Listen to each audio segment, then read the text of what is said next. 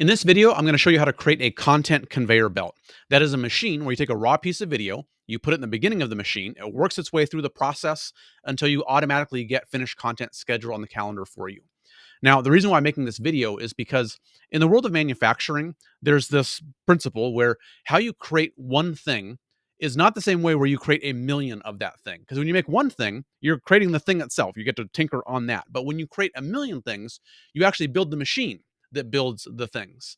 And that same exact thing applies to content. But I don't see anybody talking about this. There's all these gurus and content experts that teach how to create content, but they focus on the content itself, how to craft the hook, how to write your script, but they don't focus on how to actually create a lot of content. So you have this great advice for one piece of content, but you're always scrambling at the last minute to create one post at a time. You need to create a machine that creates the content for you, and now you can create 10 times more content in 10 times less time. That's exactly what we do for our clients, and I'm going to walk you through my content conveyor belt and show you how you can do the same thing for yourself. So what we're looking at here is my content conveyor belt, and I'm going to walk you through each step of the process. So the very first step is just filming your video. So with our clients, we do online filming sessions. So our goal is that our clients don't have to prepare for that call whatsoever. They just show up. We already have ideas for content, and we have each concept written in the form of a question. So we just ask them a question and we pull the gold out of them. Our job is to get them in flow, just get them talking about what they're passionate about, get them in their zone of genius. And then once we kind of pull that gold out of them, then we can massage it and turn it into the final content. But we don't want to have to over engineer it and tell them, say it this way. Here's what the hook has to be. So we just draw it out of them. That's the first part. So the next process is once we have that filmed, it goes to the chopper. So the chopper is somebody who will take a raw piece of video and they create all of the clips out of that. And so for every clip, we ask our client a question and they might talk for 2, 3, 4 minutes. And we have to condense that down under 60 seconds so that it can get posted onto social media.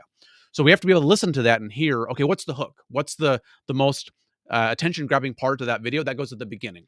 And now what's the overall message here? What supports that? We're going to leave in.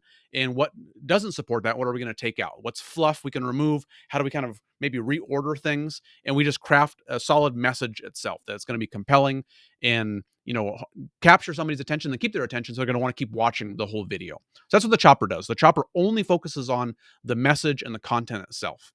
We'll get to this in a little bit, but the animations, the B-roll, the captions, all of that, that's the animator, and that comes next in the process. A lot of people think that they can hire a video guy to just do videos, but chopping is a creative skill set. They have to be able to listen to the message itself, and then the animator, that's a technical skill set. The person who does the captions and the B-roll, all those kind of things. So while it might be possible to find somebody that does both of those, I've never had good luck doing that. So that's why I split it into two separate roles. The chopper does the creative part, and then the animator does the technical part. And we find that we work a lot more efficiently, and then the end process or the end result is so much better because of that. And I'm allowed to spend a little bit more money on choppers who are really good at the message, and then I have a lot more editors who do the animation. And it's important, but it's a lot easier to find those people. So after the chopper comes up with each individual clip, he'll click on the done category, and then we know that it's time to approve that content. Now, I want to approve things early in the process because I don't want to miss, a bad jump cut, a redundant sentence. Then that clip goes through the entire process, and we only catch it at the end. Then we have to go back and fix it, and has to go back through each stage again. So I want to approve and review that content, the message itself, right at the beginning. So that's why we have two separate columns here. Once it's approved, it goes to the next step, which is the writer. The writer has a few important jobs. The first is to proofread the transcripts that we use for the captions. So we upload all of the videos to otter.ai, and it automatically transcribes the videos. And the spelling is almost always perfect. The grammar and the punctuation is almost never perfect. So once again, I want to catch those mistakes upstream so that the animator doesn't catch it when he's doing the captions. So once these are done, the writer will download those, then upload those to a shared folder. And then when he clicks on this column here, proof, that means it's proofread, the animator knows that he's able to start working on the captions and there's not going to be any mistakes. After the writer is done proofreading the captions, then he works on the writing doc. So here's the transcript from a video. This is the code that we use for each individual clip. So he'll take this and he'll write a headline for the video. Then he'll write a social media description along with hashtags. And then he'll repurpose that transcript into another piece of content. So we'll write a script for a quote image, for a long piece of text that will have an image that goes along with it, a tweet, a story. We have a lot of different styles of content that we can make. My philosophy is that the most important part of this whole process is capturing the idea from our client's head.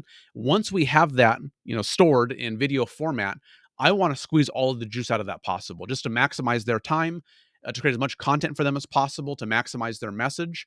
Maybe somebody didn't see one post, so I want to have that same message be put in front of them, a second, third, fourth time in fresh formats. Or maybe somebody doesn't like watching videos, but they like reading. Maybe they don't like reading, but they like listening. So I just want to create more opportunities for our clients to share their message with their audience. Once that document is done for all of the clips, then the writer will check off the doc box. And the reason why I have that split into two separate tasks is because I want as many people working at the same time as possible so that we work quickly. I don't want somebody sitting around while the writer does the writing doc if it doesn't apply to them. So this way we can have the writer and the graphic designer and the animator all working at the same time, and there's not one bottleneck that's slowing the process down. So once the writer is done with that writing doc, then the graphic designer can take over. The same thing applies to the graphic designer. We're splitting his tasks into two separate categories. So the first is to make the thumbnails. So he'll take this document that has the titles written for each clip, and he makes custom thumbnails for all of the videos. So I have this theory I call the grocery aisle strategy.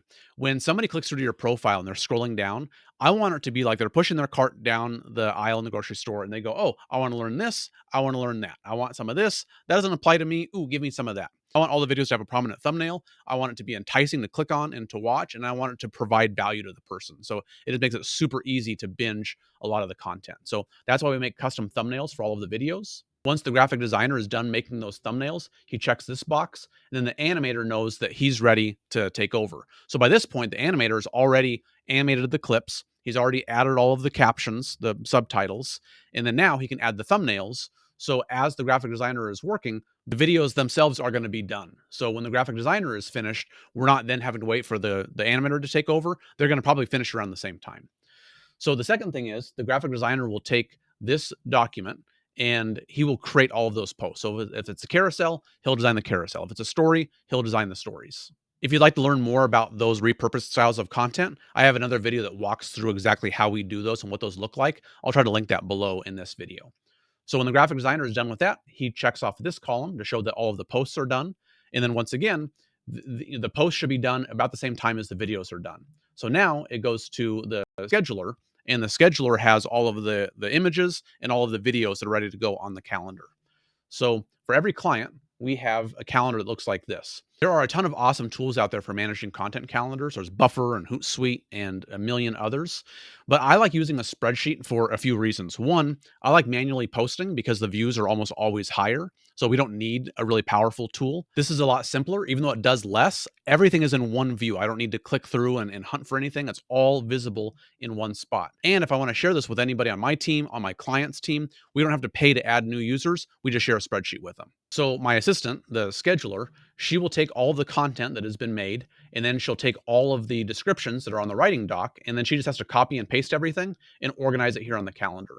Then we share this with the client. We let the client know that it's time for them to review it. They go through and they can either edit things themselves on the calendar, or they can leave a comment on here and request a change. Once all of the changes have been made, we click on the revisions column, and now we know that the content is 100% finished. So that's it. That's the content conveyor belt. There are two main things that I want you to take away from this video.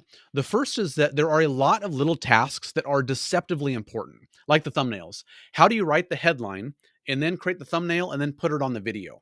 That seems really simple, but if you don't have a process for that, it falls down to you. So if you have one person helping you with content, they're going to come back to you and go, "Oh, hey, we need a thumbnail. What should the headline be?" And it adds up. It takes a ton of your time. So you need to have it systematized so that it all gets done for you. The second takeaway is that a lot of these individual tasks are mutually exclusive. You're probably not going to find somebody who is a good chopper and a good animator. You're probably not going to find somebody who is a good virtual assistant and a good chopper. So if you want everything dialed in, if you want beautiful thumbnails, if you want great headlines, if you want really clear, concise content itself, it's really valuable to have people who are experts in each one of their lanes. And I get it, that might be a little overwhelming because we're talking about hiring, 5 or 6 different people, and that's a lot to manage. But that's why I created the virtual media team for my clients, and that's why we do all of that for them. If this is valuable for you, I'd appreciate it if you give it a thumbs up. If you want more content like this, hit the subscribe button. I share videos like this all the time.